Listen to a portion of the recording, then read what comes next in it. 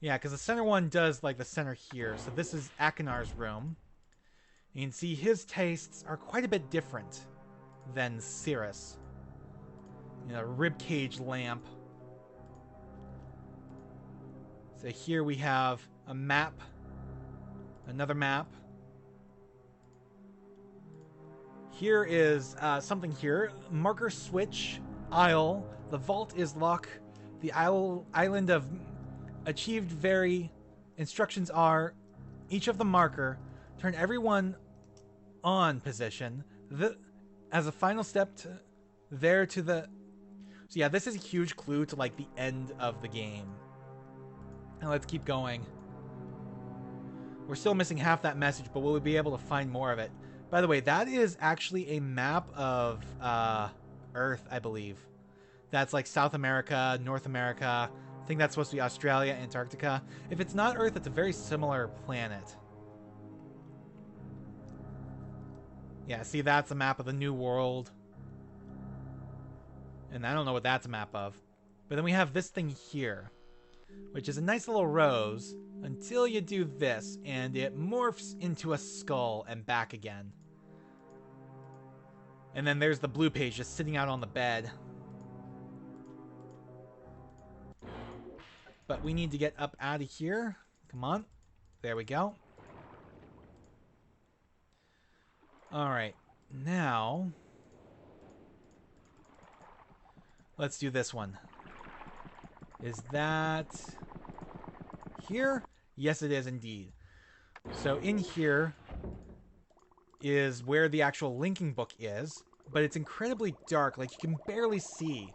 The linking book is actually right down in here in this desk, but you can't actually activate it until the lights are on. Alright, so let's do the right hand, and that will be the one for the lighthouse.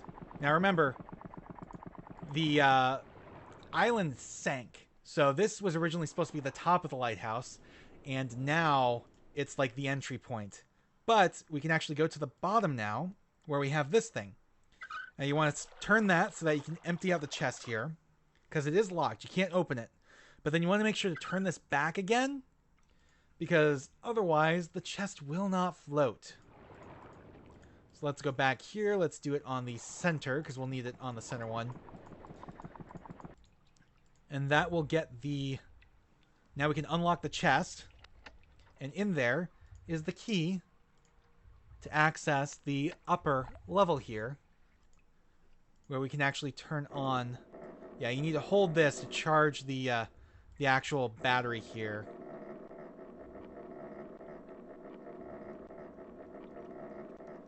And you gotta hold it for a little bit. You can check it.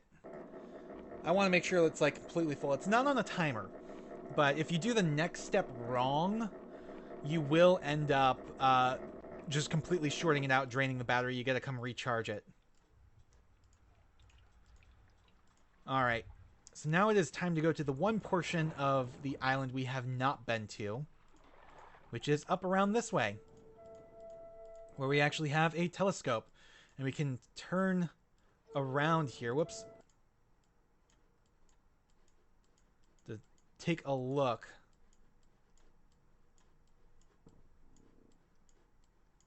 And you gotta write down... Ah, damn it, I keep clicking out of it.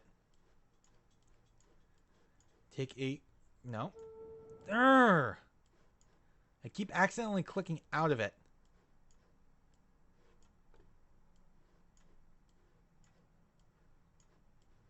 Okay, I think we're almost there. 180, that's not what we're looking for. There it is. So this is at 135. And remember that.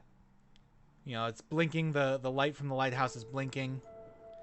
Alright, so now comes a tricky bit. And this is like why you would want to turn up the contrast. Or not. Okay, so with the lights on, this is much easier. Much, much easier. Although it's still kind of difficult to see. We actually just passed it. Just barely can see right here. You can actually do this in the dark, but it's very difficult to do. But that is a hidden chamber here. You can be accessed from either of the bedroom passages.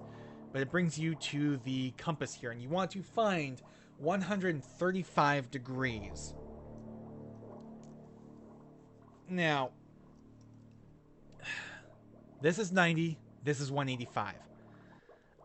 I want to say these are at 15 degree intervals, but I'm not entirely sure. But 135 is 90 plus 45. So that should be this one here.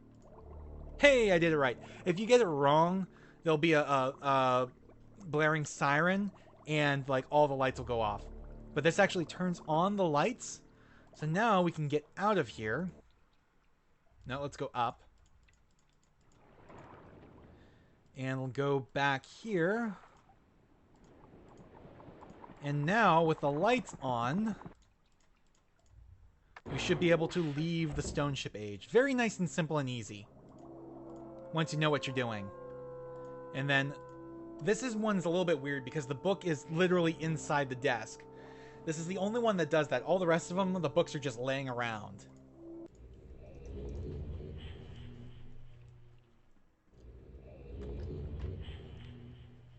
Alright. So we've made it back to MYST. Let's go ahead and put the red page in and see what Cirrus has to say. Have returned. Additional page.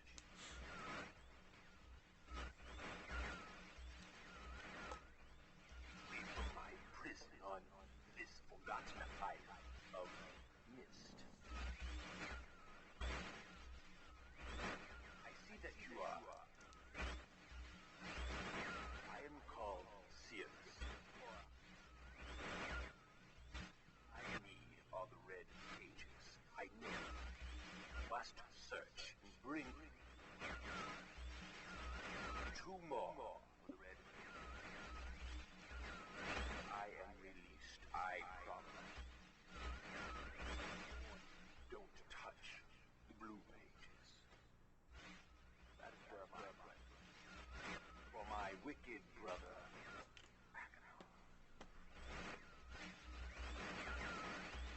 He is a man of distorted mind and senses. He disgusts me. Do not release Aknar. Thirst for destruction is not.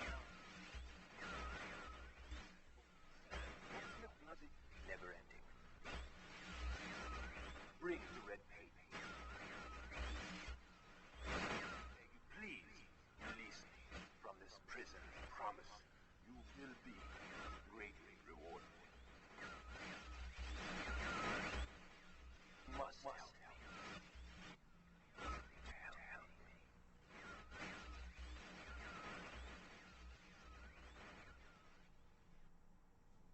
All right. So a little bit more going on there. But let's go back to Stone Ship and then see what Akinar has to say.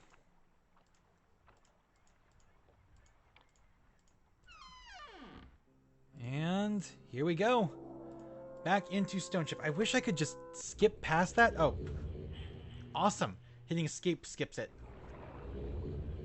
Alright. Well then. Let us do that. And I want Akinar's room. Oh, and it's dark again. That's not good. Alright, get the page here. That sucks that that's dark again. Because I can't see the damn thing.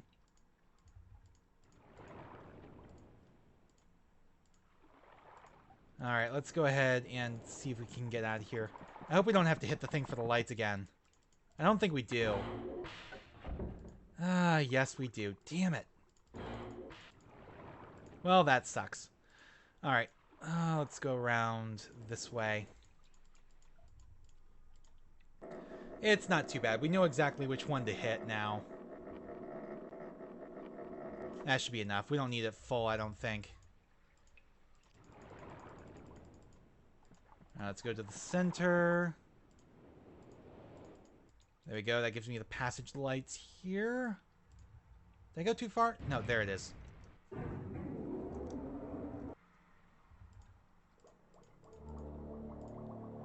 Alright. Turn the lights on. Now we can get out of here. Oops, wrong direction. And hit that. Good news is, like, once you know the solutions, it's pretty easy to get back and forth. Alright. So now, yeah, just take a quick look around. So now we can get out of here. And now we don't have to go back to Stone Ship ever again.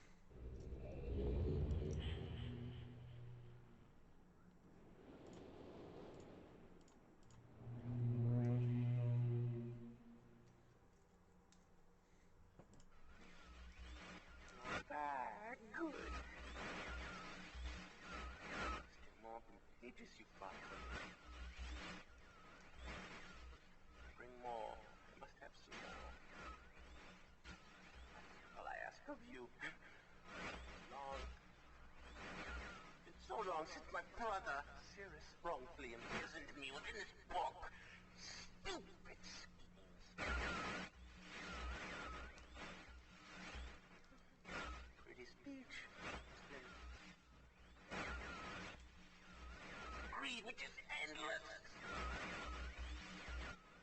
It should be possibly obvious to you. He's done evil and he has destroyed all before. Do not bring the red pages to him. Not let him trick you. He tricked our father. Hideously murdered our father. He'll trick you. He'll murder you. Don't touch the red pages. I beg you to bring the blue pages. To me, listen, you must obey me. Blue pages are my only hope. You must help me. You must help me. Alright, so yeah. The brothers are blaming each other. Trying to play for your sympathy. And Achenar is clearly unhinged, but there's something kind of skeevy about Cirrus.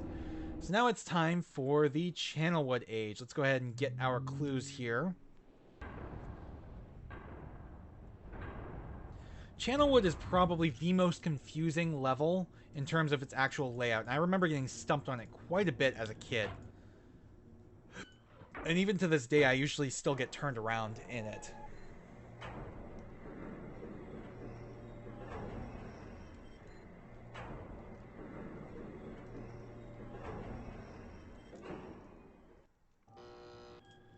Alright, so you can see here, the book is inside the tree or around there somewhere. It's actually below the tree. And then the key is just 724. Alright. So let us go back and read the Channelwood book. Get a little bit of an idea of what kind of age we'll be stepping into.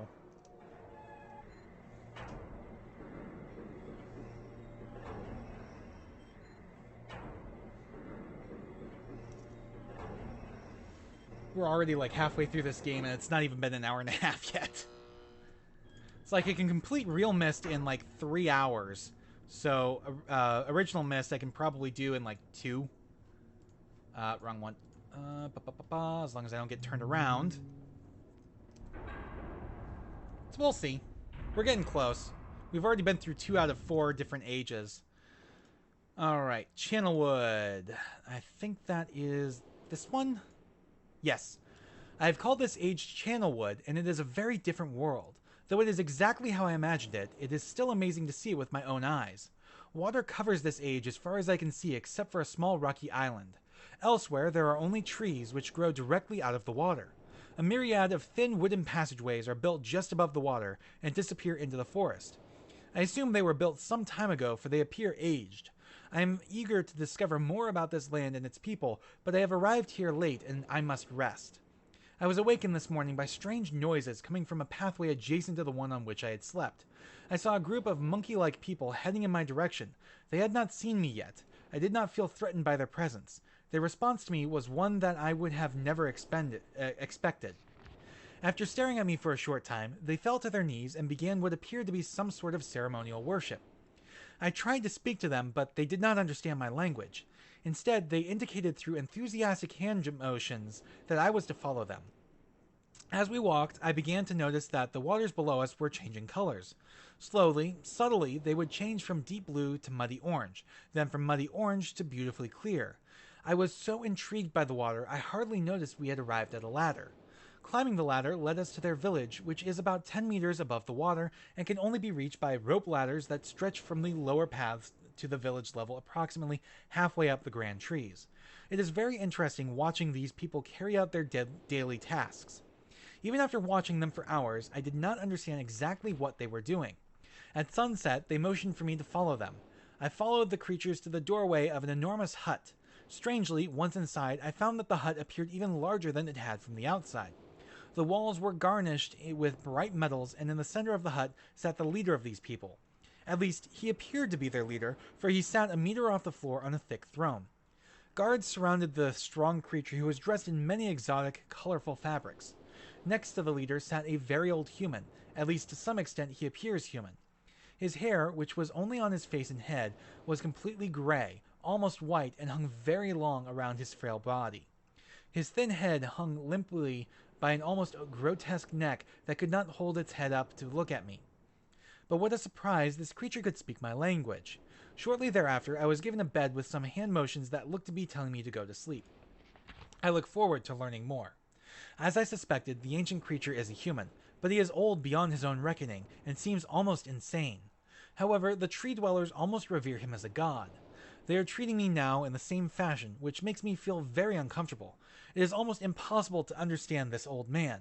His voice is feeble but wild. He has adopted much of the language of the tree dwellers.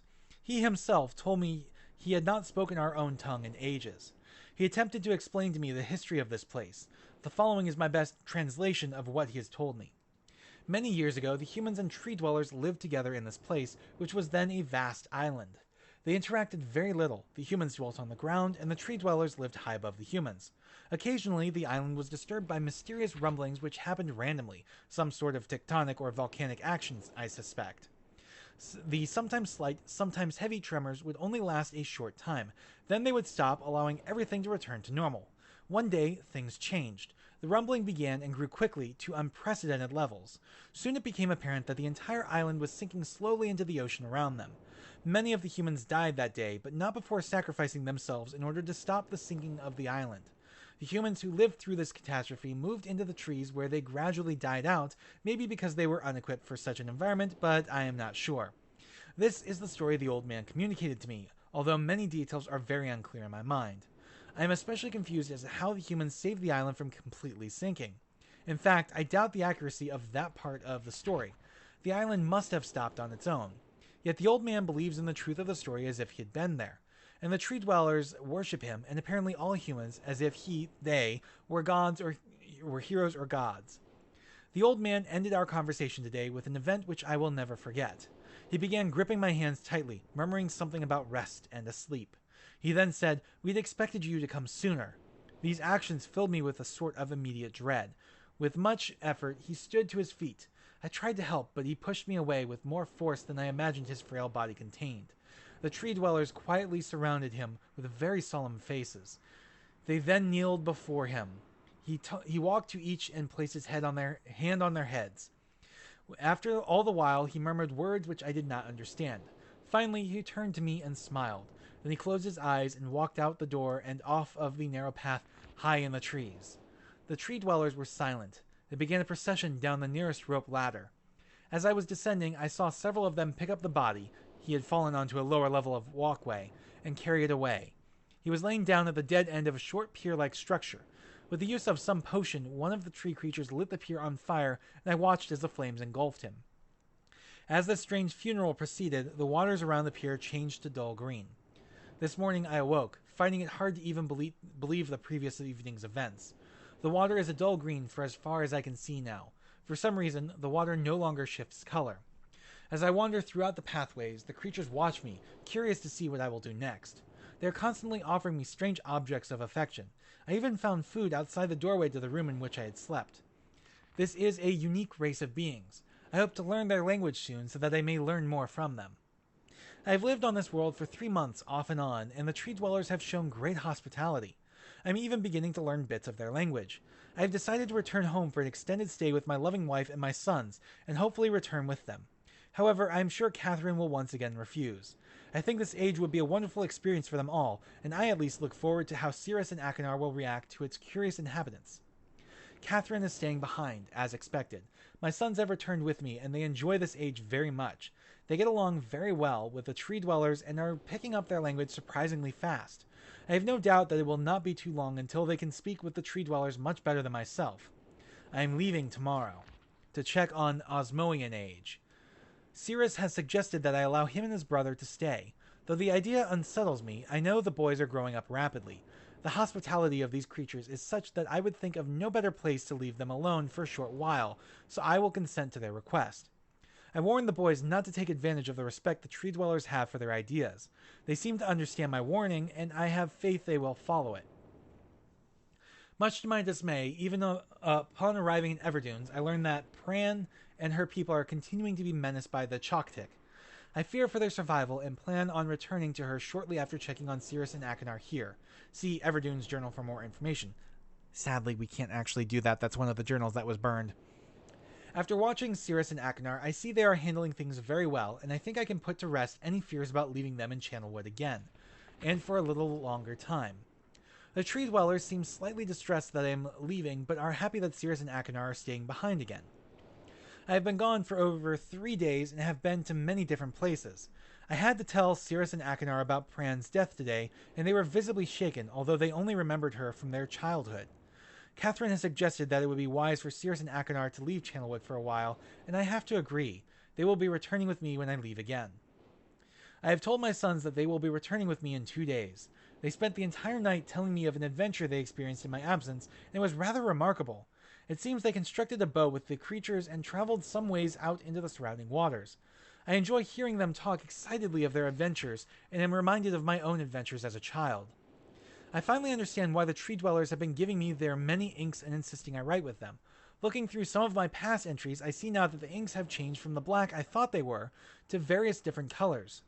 I have shown some of the creatures my journal, and they laughed and howled. I did not know they had such a sense of humor. Even now, as I look through this very colorful journal, I cannot help but laugh myself. We will be returning tomorrow, so my sons are with the creatures for the last night here. They have told me they would like to come to Channelwood again, and also ask if they can visit some of the other ages alone. Though I will have to think over their request, I believe they have proven to me that they are trustworthy and responsible. Catherine will also have to help me decide whether they are ready to travel alone. For now, I must give my farewells to the creatures, for I do not know how long it will be until I visit this age again. So here you can see kind of a diagram of one of the upper levels. There's actually 3 levels to Channelwood Age. The lower level, the upper level, and then the top tier, which is where I always get confused on how to actually access. Alright, so let us go out and get to Channelwood. That is in this direction here. Alright, so we turn around here. We have a safe with a combination of 724. There we go. We have matches, and you have to actually strike them along there. And then you light that, and then you spin this. And you basically want to turn this all the way up.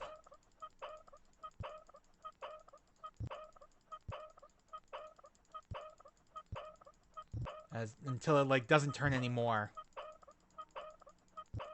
Which is going to take a little while, apparently. There we go, that's it. So now that should power the hydraulics, and you can hear the tree raising up. And there's actually a passage in the tree because it's not a real tree. And you can get a nice view from up here. The view is actually better in real MYST because you can actually see around everything in real time, but it's not too bad here. But you get a nice little view here, but let's hit that. There we go. So we can turn that around.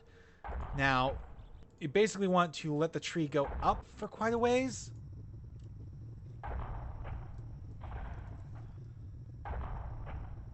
All right. And now you want to spin this until it starts dropping. You don't want it to drop too fast, so you don't necessarily want to turn it all the way off.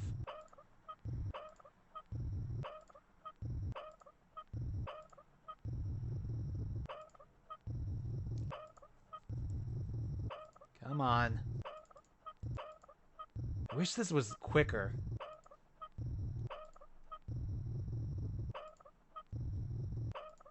Come on. There we go. I guess you do want to turn it all the way off. And now the tree comes down. You gotta get back here quickly, because the tree is going to descend all the way to the bottom, and you want to jump into this chamber here before it disappears. There we go. And I think you can use this button to send you back up to the main area if you want to leave. But right down here, in this chamber below the forest, is the access for Channelwood.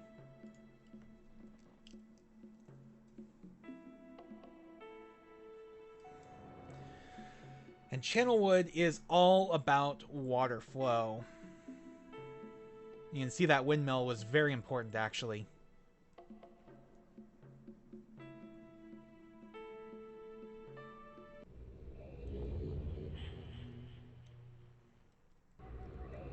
Alright, so you end up at a dead end here. And you've got these pipes following along the paths here. And there's little junctions as well. But basically you want to follow these all the way back to the windmill.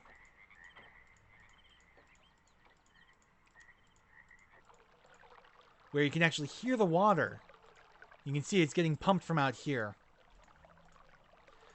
Now this took me for the longest time to figure out, but you actually have to spin this in order to get the water flowing, and then follow the trickle of the water, the trickle sound of the water.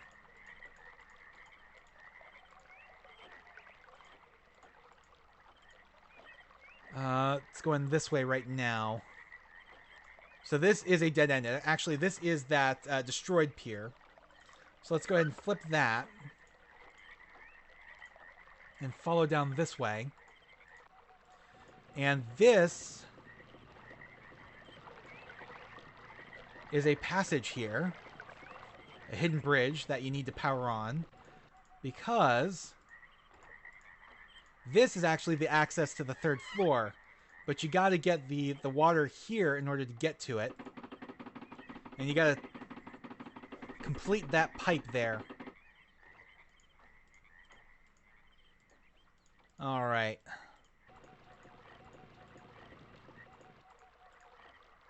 Now if we go... What was it? This one? Let's go back to this one and flip this. Alright. Let's flip that. Yep. Alright, that should be sending it exactly where I need it to go now. In order to get out of here, the question is that actually taking me where I think it is?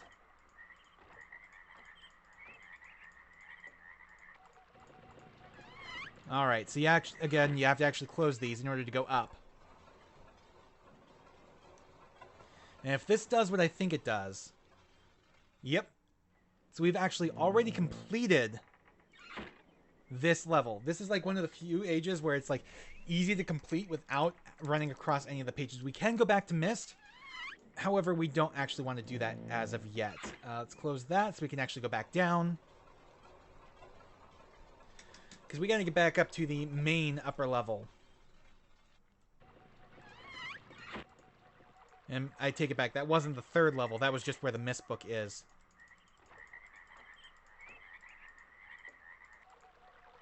Alright, let's turn here. Alright, let's flip that back that way. So we can use this elevator. And this should take us to the upper level. There we go. And the pages will be up here.